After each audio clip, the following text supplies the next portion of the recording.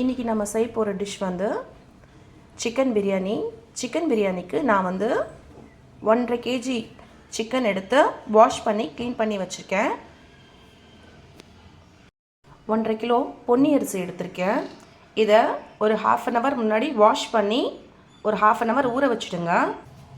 பிரியாணி செய்யறதுக்கு தேவையான இன்க்ரீடியன்ட்ஸ்: பட்டை, லவங்கம், இலாய்ச்சி, வெங்காயம், தக்காளி, பச்சை மிளகா, மல்லி, புதினா, ஜிஞ்சர் கார்லிக் பேஸ்ட்டு, நெய், கரம் மசாலா, மிளகாத்தூள், மஞ்சத்தூள், லெமன் வந்து பிழிஞ்சு எடுத்துக்கோங்க, தயிர், உப்பு, எண்ணெய். முதல்ல ஒரு கடை வச்சுக்கோங்க. அந்த கடையில் எண்ணெய் போட்டுக்கோங்க. எண்ணெய் கொஞ்சம் சூடானதும் அதில் நம்ம பட்டை, லவங்கம், இலாச்சியை சேர்த்துப்போம். இது கொஞ்சம் வெடித்து வந்ததும் இப்போது இந்த லவங்கம் பட்டை வெடிச்சிருச்சு. அதுக்கப்புறம் இதில் நாம் ஆனியன் சேர்த்துக்கலாம்.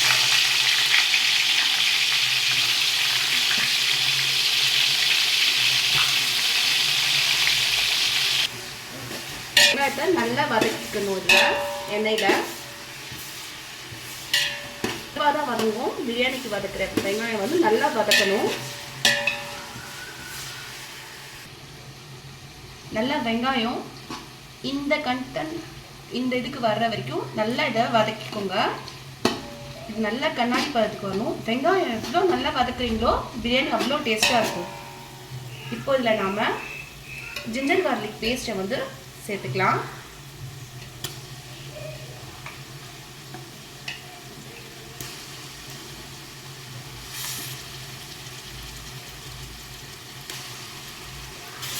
இந்த ஜிஞ்சர் கார்லிக் பேஸ்ட் போட்டு இது நல்லா கிளறி விடுங்க.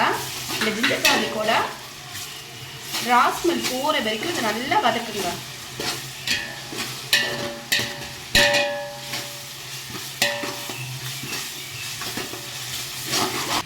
இந்த ஜிஞ்சர் கார்லிக் பேஸ்ட் போடுறப்பவே இதில் நம்ம கொஞ்சம் சால்ட்டும் சேர்த்துக்கலாம். ஏன்னா இந்த சால்ட் சேர்க்கறதால இங்கே ஜிஞ்சர் கார்லிக் வந்து அடி பிடிக்காது.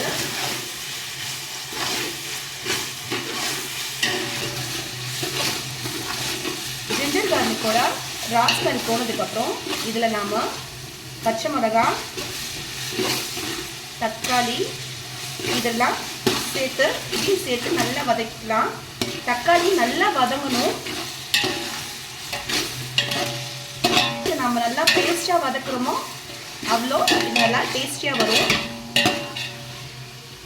இப்போது இது தக்காளி வதக்கிட்டு அப்பவே இதில் மஞ்சள் தூள் ஒரு 1/2 ஸ்பூன் மஞ்சள் தூள் போட்டிருக்கோம்.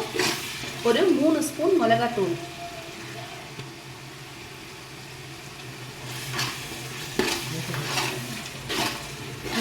மிளகாத்தூள் போட்டு நல்லா கிளறி விட்டுக்கலாம். இந்த தக்காளியோடு சேர்ந்து அதுவும் வதங்கட்டும். இது வதங்குறப்ப புதினா, மல்லி இதையும் நல்லா சேர்த்துப்போம். இதையும் சேர்த்து நல்லா வதக்கிக்கலாம்.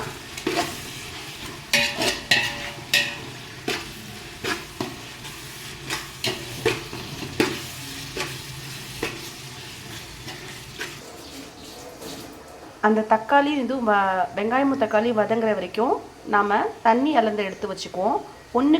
1 கிளாஸ் அரிசிக்கு 1.5 கிளாஸ் தண்ணின்னு கணக்கு வச்சு இதை நாம் எடுத்து வச்சுக்கலாம். இதில் கொஞ்சம் ஒரு 1.5 ஸ்பூன் வந்து கரம் மசாலாவும் சேர்த்துக்கலாம். இது வீட்டில் அரைச்ச கரம் மசாலா. நீங்கள் வீட்டில் அரைச்சி யூஸ் பண்ணிங்கன்னா கம்மி குவான்டிட்டியிலே சேர்த்தா கூட நல்லாயிருக்கும். கடையில் வாங்குறப்ப அது கொஞ்சம் நீங்கள் அதிகமாக சேர்த்துக்கோங்க. இதுதான் எல்லா மசாலாவும் சேர்ந்து நல்லா இது வதங்கிடுச்சு. இப்போ இதில் நாம் கறி சேர்த்துடலாம்.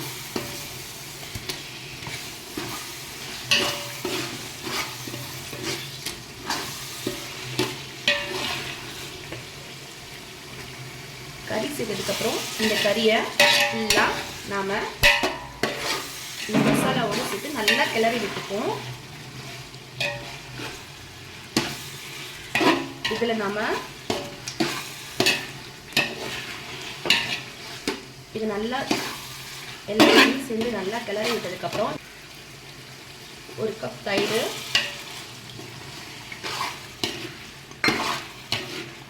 1 லெமன், பிழிஞ்சு வச்ச லெமன் எல்லாத்தையும் சேர்த்து நல்லா இதை மிக்ஸ் பண்ணி கொஞ்ச நேரம் இதை மூடி வச்சுக்கோங்க. இப்போ இது கறி வேகிறதுக்கு கொஞ்சோண்டு ஒரு 1/2 கிளாஸ் தண்ணி இதில் நான் சேர்த்துருக்கேன். இப்போ இந்த கறி வெந்துடுச்சு. இப்போ இதில் நாம தண்ணி அளந்து வச்ச தண்ணியை சேர்த்துக்கலாம்.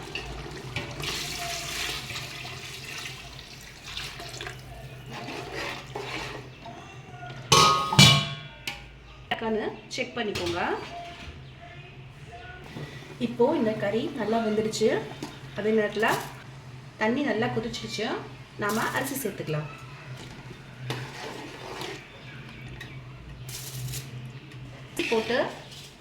அரிசி போட்டு இது நல்லா நாம கிளறி விட்டு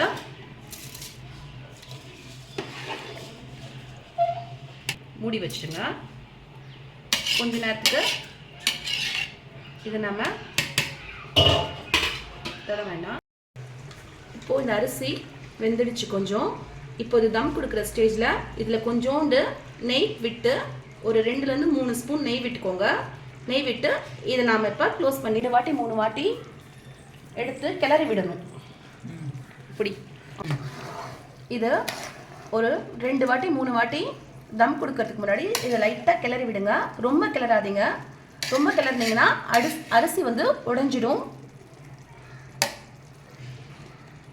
ஒரு பழைய இரும்பு தவா எடுத்து நீங்கள் தம்க்கு விடுறதுக்கு கீழே அடுப்பில் வச்சுக்கோங்க. வச்சு இது அது மேலே பிரியாணி வச்சு நம்ம இது மேலே வெயிட்க்கு ஏதாவது நல்ல வெயிட்டாக தண்ணியோ இல்லை வெயிட்டான ஏதாவது ஒரு இதுவோ மேலே போட்டு தம்க்கு கொடுக்கும். இப்போது இது மேலே நம்ம தம்க்கு கொடுத்தாச்சு. இது வந்து ஒரு 20 மினிட்ஸ் வந்து தம் ஆகட்டும். ஒரு 10 மினிட்ஸ்க்கு அப்புறம் இதை நாம ஒரு வாட்டி இதை திறந்து ஒரு வாட்டி கிளறி விட்டு மறுபடியும் மூடி 10 நிமிஷம் 15 நிமிஷம் மறுபடியும் தம்க்கு கொடுப்போம். 20லேருந்து 25 மினிட்ஸ் இது தம் ஆச்சுன்னா போதும். பிரியாணி ரெடி ஆகிடும். கொஞ்சம் ரொட்டேட் பண்ணி விட்டுடுங்க.